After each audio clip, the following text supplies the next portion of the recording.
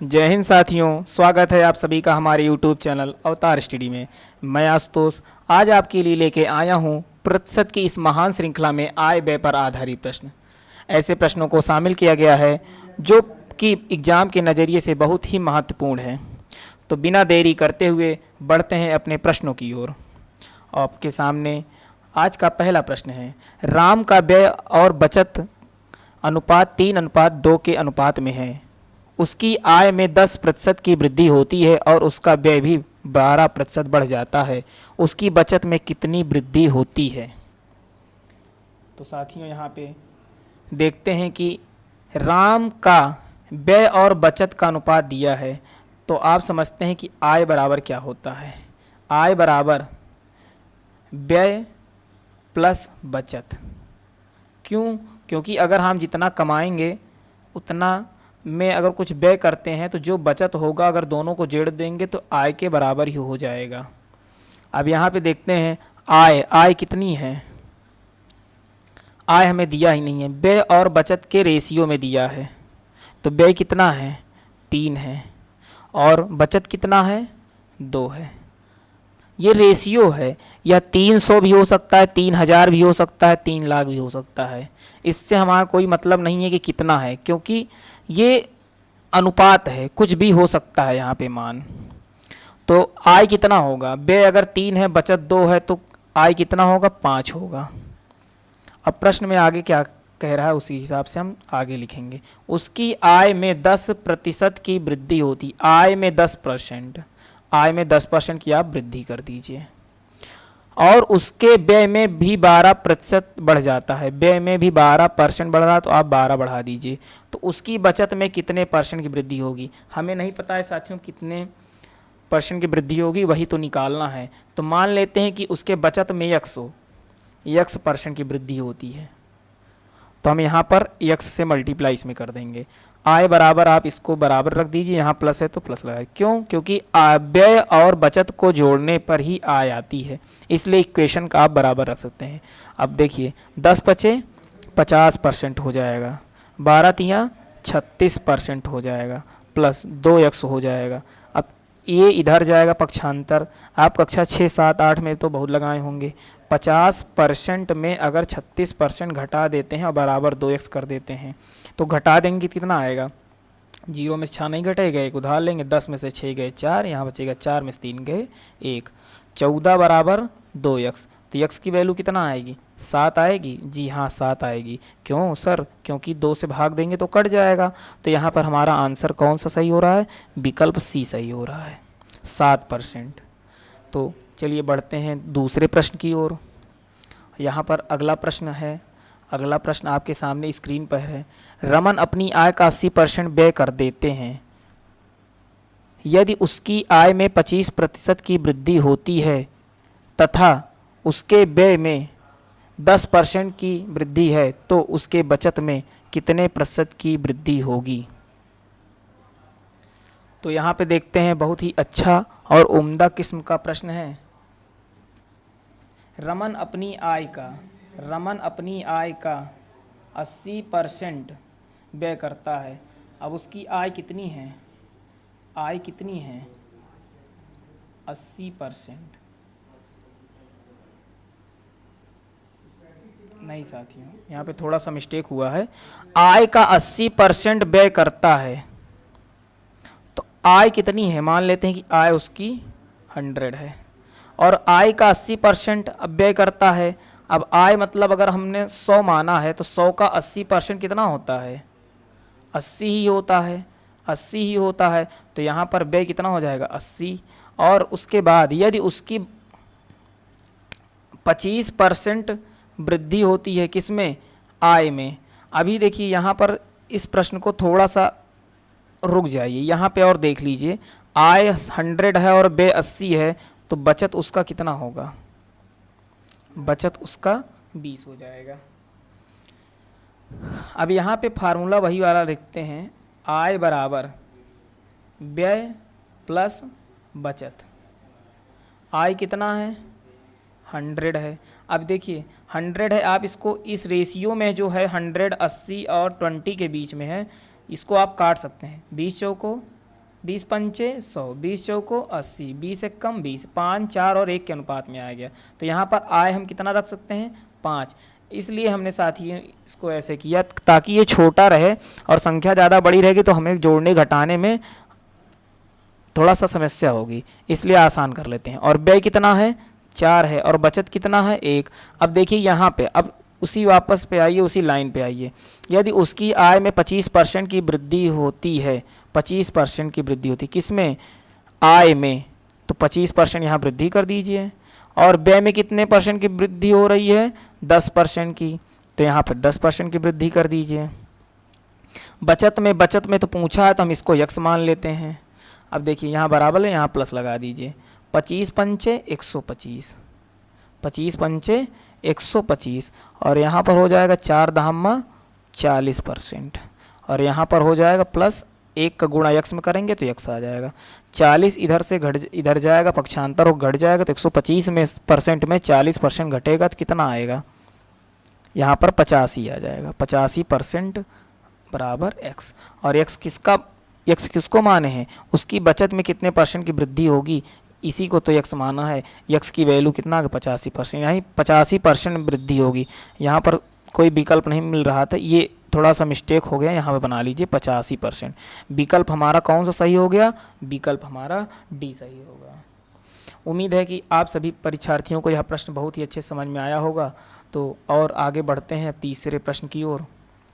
तीसरा प्रश्न आपके सामने स्क्रीन पर है। नीलम अपनी कुल आय का 20% मकान के किराए पर तथा शेष का 70% घरेलू मदों पर खर्च करती है। यहाँ पर करता है, इसको ती बना लीजिए। यदि वह 36 रुपये की बचत करती है तो उसकी कुल आय कितनी है। उसकी आय हमें नहीं पता है कि कितनी है, तो सबसे पहले हम उसकी आय मान लेते हैं कि यक्स। माना उसकी आय कितनी है यक्स। अब देखिए यक्स का कुल आय का 20% मकान पर। अब देखिए अगर वह 100 मानते हैं उसकी आय, अगर उसकी आय 100% मानते हैं तो अगर 20% मकान के किराए पर तो 80% बचेगा। अब यहाँ लिख लेते हैं 80%। क्यों, क्योंकि कुल आय का 80% ही तो उसके पास बचेगा।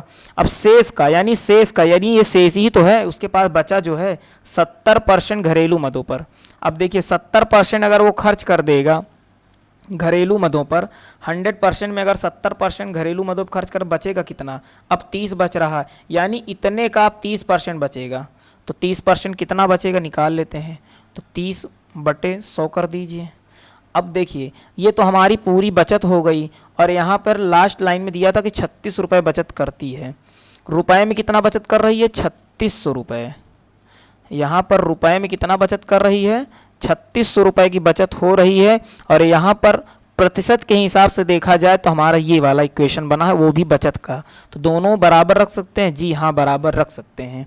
तो आप इसे काट दीजिए, एक जीरो से एक जीरो कटा, इस वाले जीरो से आपका ये वाला जीरो कट गया। यक्स बराबर कितना आएगा 3600 गुणे ये 100 का तिर्यक गुणा होगा और हो जाएगा 100 बटे 8 और 3 को यहाँ पे लिख लीजिए। फिर उसके बाद 3 से काट दीजिए, 3 एक कम 3, 3 दूनी 6 12। फिर 8 से काटेंगे कितना आएगा 8 एक कम 8, 4 बचेगा 40, 8 5 40, 150 बचेगा यहाँ पर और 100 यहाँ पर। 150 गुणे 100 कितना हो जाएगा 15 एक कम 15, एक जीरो उसका 2 जीरो इसको बढ़ा देते 15,000 हमारा आंसर है। तो 15,000 कौन सा विकल्प मिल रहा है, विकल्प हमारा C1। तो यहाँ पर विकल्प हमारा C मिल गया। उम्मीद है कि यह भी प्रश्न आप सभी को समझ में आए होंगे। जिन प्रश्नों में कोई अगर समस्या हो रही है तो आप कमेंट करके हमें बताएं कि हमें यही समस्या हो रही है, आपकी समस्या का सॉल्यूशन किया जाएगा।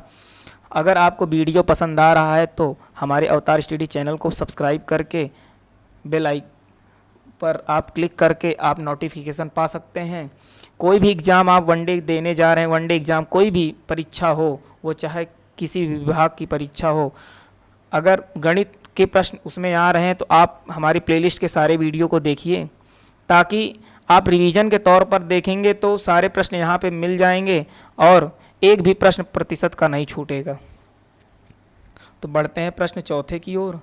आपके सामने स्क्रीन पर चौथा प्रश्न है। रमा के व्यय तथा बचत में 5:3 का अनुपात है। यदि उसकी आय में 12% तथा व्यय में 15% की वृद्धि हो जाए तो उसकी बचत में कितने प्रतिशत की वृद्धि होगी। बहुत ही आसान और बहुत ही सुंदर सा प्रश्न है सर। इसे हम लगाएंगे और तुरंत आंसर इसका बता देंगे। तो आय बराबर क्या होता है, व्यय प्लस बचत। जब कभी भी अनुपात में दे दे तो बिना कुछ सोच से समझे आय बराबर व्यय प्लस बचत आप लिख देंगे। रमा के व्यय तथा बचत का अनुपात, व्यय और बचत का अनुपात 3 है, यानी व्यय 5 है तो बचत 3 है। तो जाहिर सी बात है 5 रुपया खर्चा है, 3 रुपया बचत है, तो 8 रुपया उसकी इनकम होगी सर। जी हाँ, इनकम होगी। उसके बाद दूसरी लाइन में कहा यदि उसकी आय में 12% की वृद्धि कर दी जाए। आय में मैंने 12% की वृद्धि कर दी। उसके व्यय में तथा उसके व्यय में 15%, व्यय में कितने परसेंट की जी, 15% की वृद्धि कर दी जाए तो उसके बचत में कितने परसेंट की वृद्धि होगी। हम मानते हैं कि बचत में यक्स की वृद्धि होगी, यक्स परसेंट की वृद्धि होगी, तो यहाँ पर हम यक्स से गुणा कर देंगे। प्रतिशत क्यों नहीं लिया जाएगा, क्योंकि यक्स परसेंट का मान नहीं निकालना है बल्कि यक्स का। अभी आपको लास्ट में समझ में आ जाएगा यहाँ मैंने परसेंट क्यों नहीं लिया। 12 का गुणा 8 में करते हैं, 12 अट्ठे 96 बराबर 15 पचे 75, ये 75% आ गया और ये हमारा 96% आ गया। और यहाँ पे प्लस रहेगा क्योंकि यहाँ पे प्लस रहे, 3x हो जाएगा। अब देखिए 75 उधर जाएगा, 96 में से घट जाएगा, कितना आएगा, 6 में से 5 गए 1 आया और 9 में से 7 गए 2 आया, यानी 21% बराबर 3x। तो यक्स बराबर कितना आ जाएगा, 7 आ जाएगा। आएगा साथियों, हाँ आएगा। तो सर आपने तो बहुत अच्छे से ये सवाल समझा दिया। यह प्रश्न तो दूसरे नंबर की तरह था, अब हमें बहुत ही अच्छे समझ में आ गया है। एक बच्चा कहता है, तो सर जी भी कहते हैं ठीक है, मेरी तरफ से जो समझाया गया प्रश्न है वो बहुत अच्छे समझ में आया है, तो धन्यवाद। उम्मीद है कि और जितने सारे विद्यार्थी हैं सभी जो देख रहे हैं वीडियो को उन सबको भी अच्छे समझ में आ रहा होगा। तो बढ़ते हैं 5वें प्रश्न की ओर। और 5वां प्रश्न आपके सामने स्क्रीन पर है। एक व्यक्ति अपनी आय का 76% व्यय करता है और उसकी आय में 20% की वृद्धि होने पर वह अपने व्यय में 15% की वृद्धि कर देता है। उसकी बचत में कितने प्रतिशत लगभग बढ़ जाता है। बहुत ही उम्दा किस्म का प्रश्न है, बहुत ही लाजवाब प्रश्न है, बहुत आसानी समझ में आएंगे। इस तरह का प्रश्न हमने पीछे भी बताया, तीसरी चौथी कोई सवाल थी उस पर बताया है। आप सभी परीक्षार्थी यह कोशिश करिए कि हमसे पहले लगाकर कमेंट बॉक्स में उत्तर को कमेंट करके बताएं। तो चलिए अब समझते हैं। उसकी आय में व्यक्ति की आय का 76% व्यय कर देता है।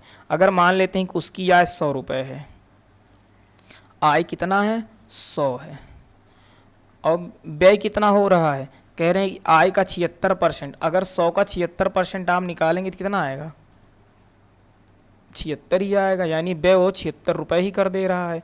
तो बचत कितना होगा, आय अगर 100 रुपये है, व्यय 76 रुपये, तो बचत 24 रुपये होगी कि नहीं होगा। सर हाँ 24 रुपये होगा। सर एक बात और चीज़ है, यहाँ पे कट रहा है, हम इसको रेशियो को और छोटा कर लेते हैं, कोई दिक्कत ना हो।